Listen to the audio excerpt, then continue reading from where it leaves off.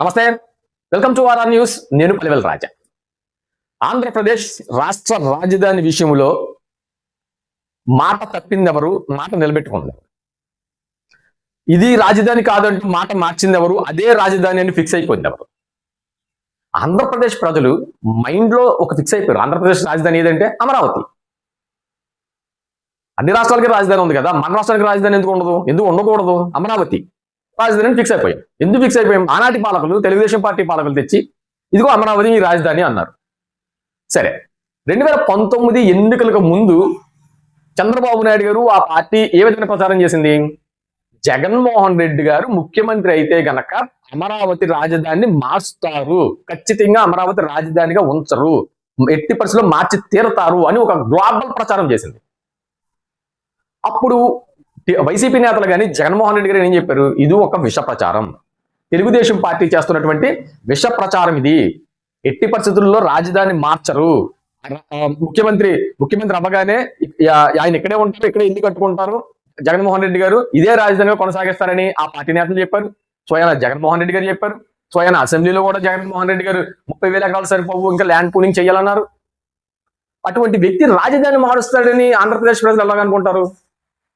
అనుకోలేదు. కాబట్టే మంచి మ్యాండేట్ ఇచ్చి 151 స్థానాలతో అసెంబ్లీలో కూర్చోబెట్టి ముఖ్యమంత్రి పీఠం ఎక్కించారు ఆంధ్రప్రదేశ్ ప్రజలు జగన్మోహన్ రెడ్డి గారు. అంత నమ్మకాన్ని ఆయన ఏం చేశారు? ఒమ్ము చేశారు. అరే, ఒక రాజధాని కాదు, 3 రాజధానులు ఉండాలి, వైజాగ్ ఒక రాజధాని, పరిపాలనా రాజధాని, అమరావతి, నెక్స్ట్ కర్నూలు, 3 రాజధానులు ఉండాలని ప్రతిపాదన చేశారు. అంటే అమరావతిపై ఇష్టం లేదు అని క్రిస్టల్ క్లియర్గా చెప్పారు కదా, క్రిస్టల్ క్లియర్గా చెప్పారు. అప్పుడు తెలుగుదేశం పార్టీ ఏం చేసింది? మేము చెప్పే ముందే ఖచ్చితంగా రాజధాని మారుస్తారు అంటే ప్రజలందరూ కూడా మైండ్లో ఫిక్స్ అయిపోయారు 2024 ఎన్నికల్లో. నిజమే కదా, తెలుగుదేశం పార్టీ కరెక్ట్ అని చెప్పింది, జగన్మోహన్ రెడ్డి గారు మార్చనన్నారు, మారుస్తున్నారు అన్న ఒక భావనలోకి వెళ్ళిపోయారు ఆంధ్రప్రదేశ్ ప్రజలు. ఇప్పుడు 2024లో ఏ స్లోగన్తో వెళ్ళారు? అమరావతి అయితే రాజధాని కాదు, 3 రాజధానుల స్లోగన్తో వెళ్ళారు. 3 రాజధానుల స్లోగన్తో వెళ్ళినందుకు మీకు ఏమైంది? వైజాగ్లో కూడా మ్యాండేట్ రాలేదు, అమరావతి ఏరియాలో మ్యాండేట్ రాలేదు, కర్నూలులో అంత పెద్ద మ్యాండేట్ రాలేదు. ఎందుకని? 3 రాజధాని కాన్సెప్ట్తో వెళ్ళారు కాబట్టి, అమరావతి పక్కన పెట్టారు కాబట్టి. ఇప్పుడు 2024లో మరలా ముఖ్యమంత్రి చంద్రబాబు నాయుడు గారు కూటమి ప్రభుత్వం వచ్చింది. కూటమి ప్రభుత్వం వచ్చిన తర్వాత మరలా మీరు ఆ స్టాండ్తో ఉన్నారా? ఏదైతే 3 రాజధానులు అన్న స్టాండ్తో ఉన్నారా? మావిగన్ అన్నారు. మళ్ళీ మావిగన్ ఏంటి? ఆంధ్రప్రదేశ్ ప్రజల్లో ఒక రకమైన కన్ఫ్యూజన్ క్రియేట్ చేశారు.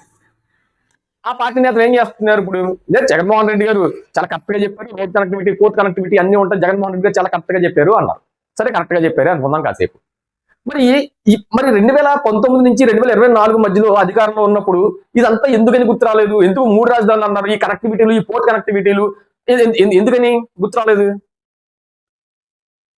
అప్పుడు అమరావతి రాజధాని అన్నా సరే జగన్మోహన్ రెడ్డి గారి కార్యకర్తలు చేయన్నారు, 3 రాజధానులు అన్నా చేయన్నారు, మాదిగన్ అన్నా చేయ అంటున్నారు ఓన్లీ ఆ పార్టీకి సంబంధించిన నేతలు.